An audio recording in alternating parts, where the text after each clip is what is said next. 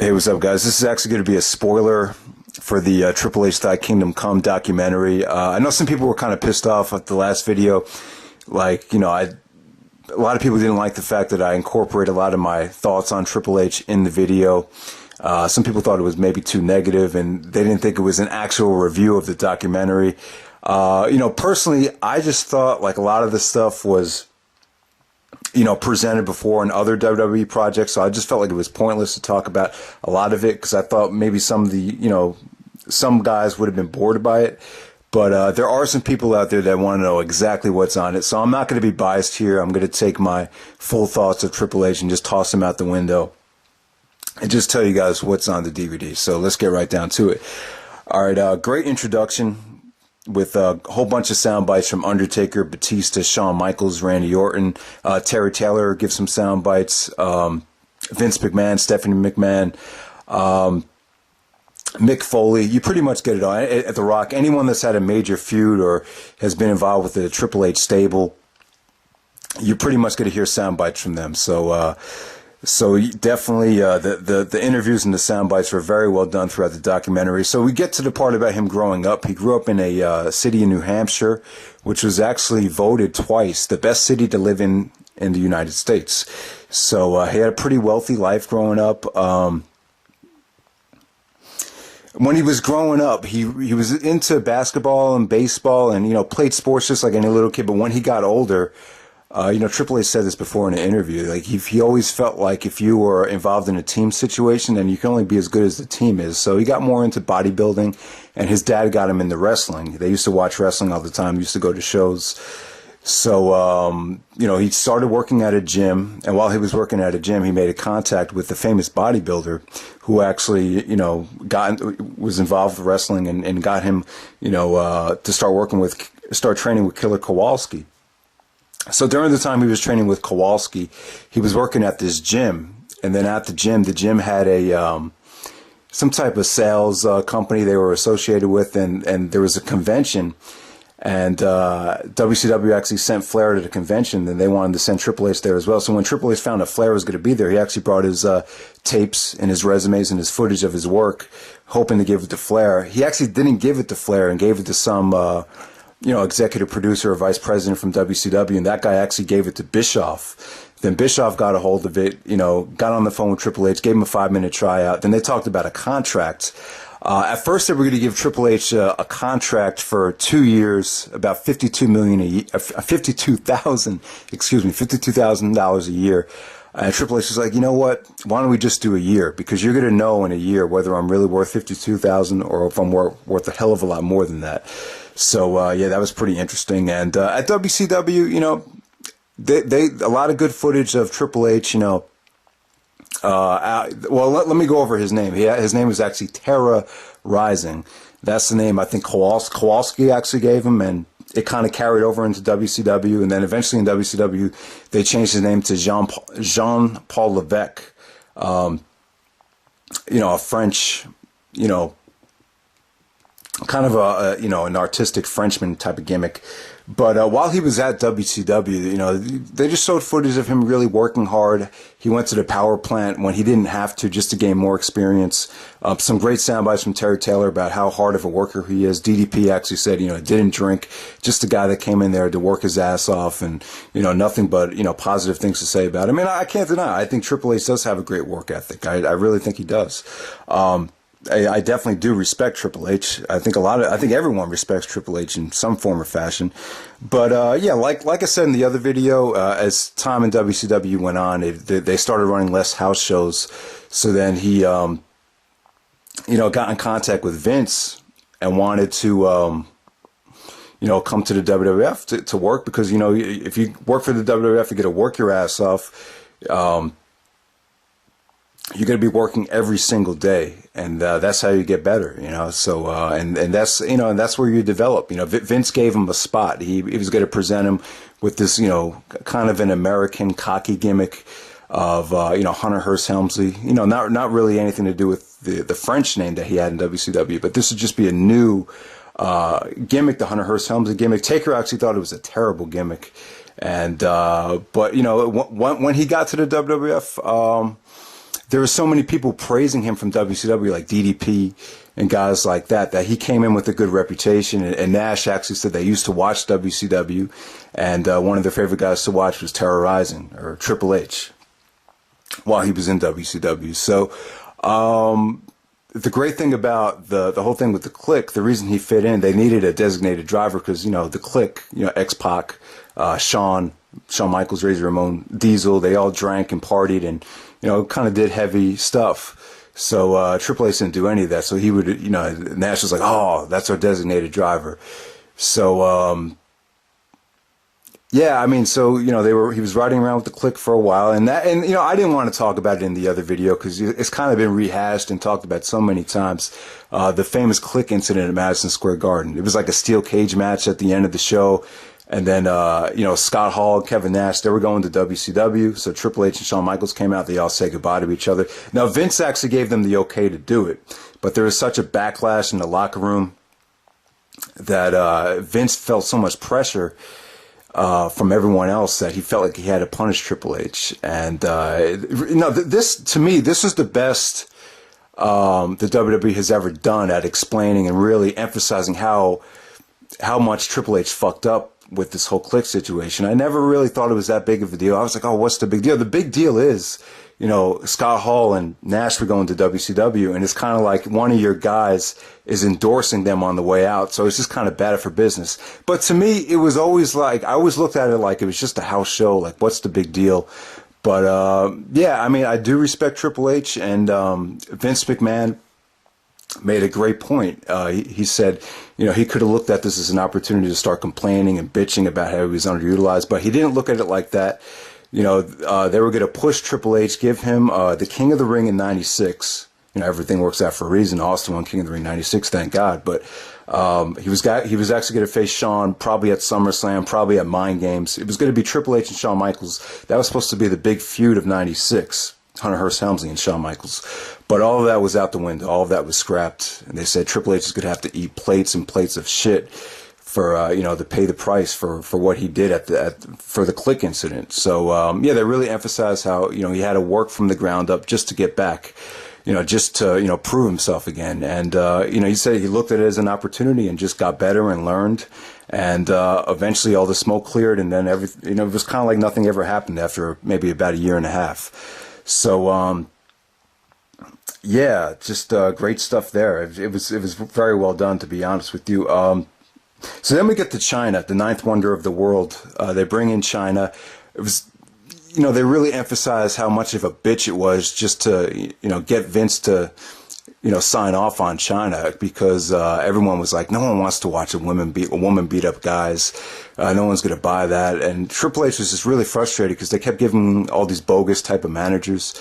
And Shawn was just like, Shane McMahon was the first guy that actually got it. He liked the idea, and because Shane liked the idea of, giving China to Triple H, they said, all right, we'll give it, let her run with you, but, if this flops, it's your ass. And Triple H was like, all right, well, whatever. And, China ended up being a huge success. She was just very, very different.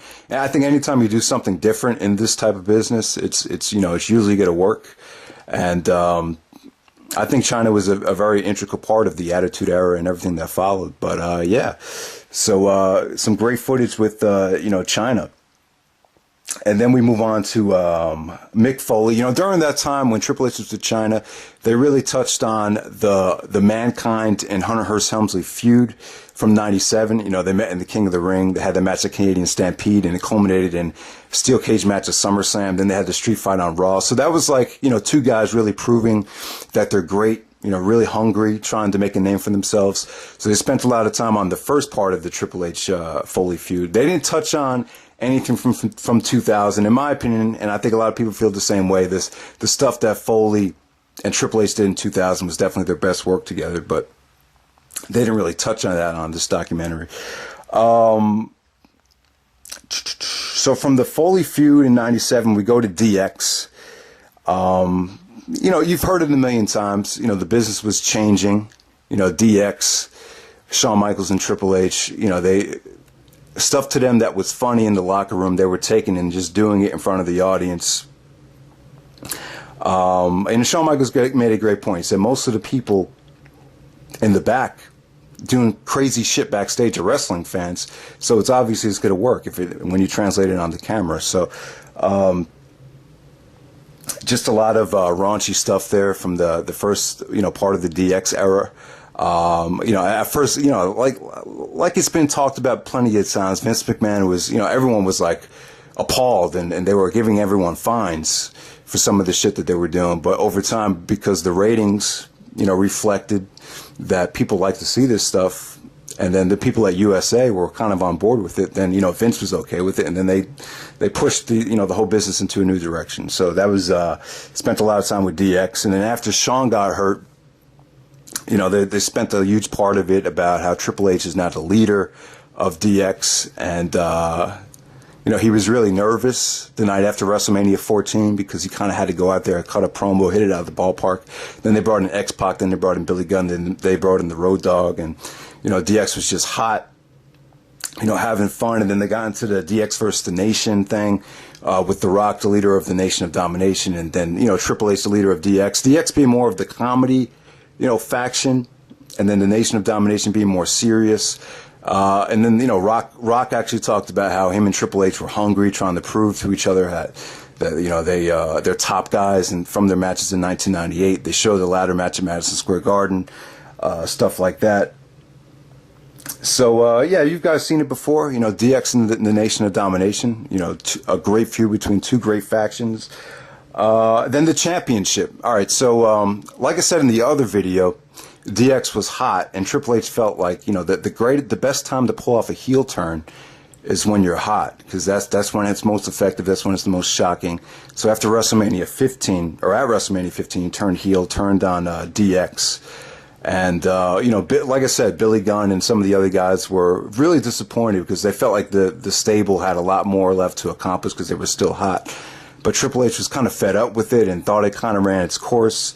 So Triple H finally got the belt. Originally he was supposed to face Stone Cold Steve Austin at SummerSlam, but Austin was hurt and didn't think he would be that effective in a singles match. So they changed it to a triple threat match and gave Foley, Foley was involved as well. And they actually put the belt on Foley at SummerSlam. And then Foley actually dropped the title to Triple H the next night on Raw. Triple H is very, as far as he feels about that, he's not really proud of the way it was executed because Foley was just like the handover guy. But, Foley actually said it would have meant a lot more if he won it from Austin, but for whatever reason, Austin just wasn't comfortable wrestling singles at the time. And I don't think I don't think Austin was quite, didn't feel Triple H was quite ready yet to get, for him to drop the belt to him immediately. Maybe he just felt like he needed, more of a build-up at the time. And I kind of agree. I think that would have been a little bit too soon just to have Triple H fully go over Austin. But, yeah, man. So, Triple H as the champion, he had, that was, 99, 2000. That was his great run. And then from there, we get to the McMahon-Helmsley era. And you've seen it so many times. I mean, I think everyone has seen it before. Vince didn't really know what to do from a creative standpoint because Test was going to marry Stephanie McMahon, the storyline, and he went up to Triple H and said, "Yeah, I don't really have any ideas about what to do for the wedding." So then Triple H proposed the idea. He said, "What if I, get her drunk and then go out and marry her at this Las Vegas drive-thru?" And then, we just take it from there. And then, there was a whole bunch of twists and turns. And then Triple H and Stephanie, as their, Stephanie actually turned on Vince at Armageddon. And then as, Triple H and Stephanie, as that little run went on, they slowly but surely, behind the scenes, started, forming a relationship. And even guys backstage like Big Show. Big Show had a funny quote. He said, "My name is Paul. That shit's between y'all." No one really wanted to mention it, but like a lot of people backstage could slowly see Triple H and Stephanie, slowly starting to fall in love. Which is pretty rocky, because I think at the time, Chyna and Triple H were still, known as a couple. So it was kind of, there's probably a lot of tension backstage at that time. So yeah, that was the McMahon-Helmsley era. And during that time, Triple H had a huge feud with The Rock. Rock just gave some pretty generic sound bites about how he was really proud of those matches, and some of the matches against Triple H were some of the best matches The Rock has had. The WrestleMania, Backlash, Judgment Day, Iron Man match. The spring of 2000. Triple H and The Rock really carried the company in Stone Cold Steve Austin's absence at that time. So, Triple H was so great in the ring in 2000, 2001. He was, in my opinion, the MVP of the company. Even Kurt Angle said he was the best in the business at that time, which is saying a lot considering how big, Kurt Angle's ego is.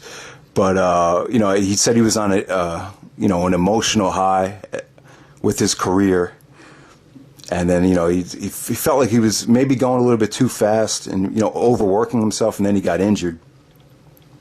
And, trust me, guys, I have mixed feelings about Triple H, but for him to finish the match with Jericho and Benoit when he was tagging it with Austin, I think, you have nothing but respect for him. For him to finish that match, it's just crazy, because, even Dr. James Andrews says there's no way you could have walked after injuring yourself. So, so he finished the match. Then he had to get the severe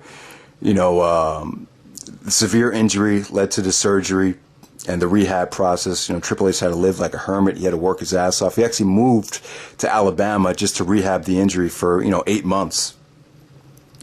So, definitely he was worried though when he found out about how serious it was. They thought his career might have been over.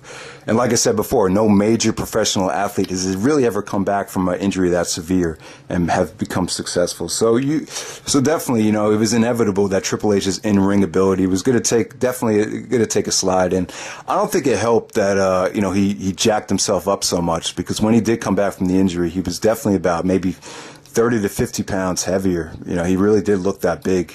Definitely put up a lot of upper body weight, which I think added more pressure to his legs. But, when he came back, it was a pretty successful comeback, winning the Royal Rumble, beating Jericho for the Undisputed title at WrestleMania. But eventually, he did want to turn heel. Triple H is more comfortable as a heel. So, they brought in Flair. It kind of felt bad for Flair. I didn't think Flair was really doing much, kind of seemed depressed. And he envisioned this idea of, making 2 new stars with this Evolution stable. You have the past, the present, and then Randy Orton, Batista's the future. A lot of people know about the formation of Evolution. It's pretty well documented. But the most important part about that is that Randy Orton and Batista really looked at that as an opportunity to learn. Batista was very... there was constant argument in between matches with, Batista and Orton and their other guys. And then Triple H would just come in and help them out, and they'd be like, damn, why didn't we think of that sooner? Because Triple H always had a great mind for the business and would always, give these guys guidance. And Flair too. It was just a great learning experience for, Batista and Randy Orton. And it was a great rub for Orton and Batista because they came on to be world champions. I don't think Batista and Orton really reached their potential quite. I think maybe sort of, but not quite, really. But I think they've done, both of them have done a pretty good job.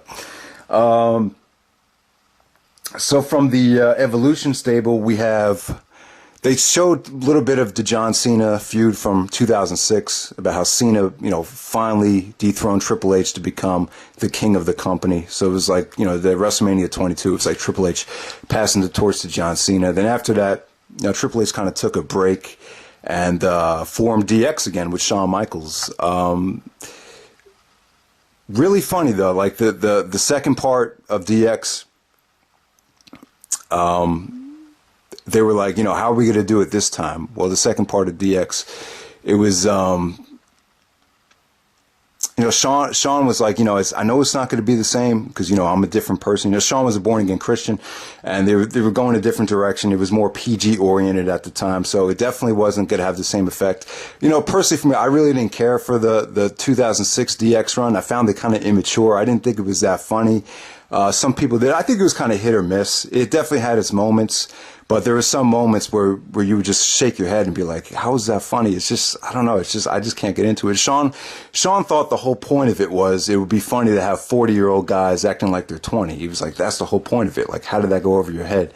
And Vince gave a great soundbite. I don't agree with him, but he said that the second DX run was more entertaining because it forced people to think instead of just doing things at a shock value and having them react to just, absurd things that you wouldn't expect. He said you actually had to think about, a lot of the funny stuff that took place in the second DX run. So I don't know. I know a lot of people hated the DX stuff from 2006. It just made them kind of embarrassed to be a wrestling fan. But I guess it was hit or miss. But yeah, they spent a lot of time on that. Then we have Torn and Rebuilt. Triple H actually tore his quad again at New Year's Revolution 2007. So, he had to come back from another quad tear. Yeah, they really, it really... Not really much to talk about until you get to Randy Orton. They talk, like I said, man, they talked about the Randy Orton and Triple H feud in 2009. Stephanie actually pitched the idea of them feuding and kind of bringing out that, Triple H and Stephanie really are an item on television. Behind the scenes, it was pretty much just known that they were married, but not really in front of a WWE audience that they were really together. So they incorporated how Triple H was associated with Vince and Stephanie and kind of used that to make a great storyline, a real storyline with Randy Orton. And like I said, guys, Randy Orton and Triple H are very proud of the segments leading up to WrestleMania. But after Shawn Michaels and Taker had that match, it kind of sucked the life out of the building, and Triple H went up and congratulated them and was like, "Oh man, awesome match! You guys stole the show." But in the back of his mind, he was like, "Fuck you," because now we got to follow that because we were already fucked. Because they added this, they added that stipulation of if Triple H was disqualified, he would have to give up the belt. So Triple H felt really, really, just really, handcuffed about what he could do in the match. So in my argument was, if you really were uncomfortable with the situation, why not try to politic your way out of it? That's just my thing. Because everyone thinks that Randy Orton and Triple H delivered a flat main event. And looking back on it, I don't really think there's anything they could have done. Even the build-up was great and everything, but after that Shawn and HBK match, I just don't think people would have cared, even if they killed each other. I really don't know. I really don't think they could have saved it if they changed the stipulation. All right, so from there, Triple H took some time off, became an actor. He talked about how acting really was never his thing. Even when he did Blade, he didn't really want to put wrestling to the side. But then eventually, he did The Chaperone once his career started, kind of winding down, and have fun with it. They spent a lot of time, behind the scenes of some of the movies that Triple H was on. Now they have WWE films. You feel like it makes a lot more sense for, some of the wrestlers to go out and make some of the films instead of what The Rock did. But he did mention that The Rock was really excited when Vince was encouraging them to get involved in the films back in 2000, 2001. Undertaker, they spent a lot of time on Taker, the WrestleMania 27 and 28 matches. Batista said if you want to learn from the best, you watch the Triple H and Taker match.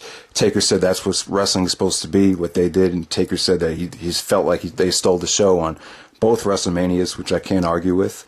What else?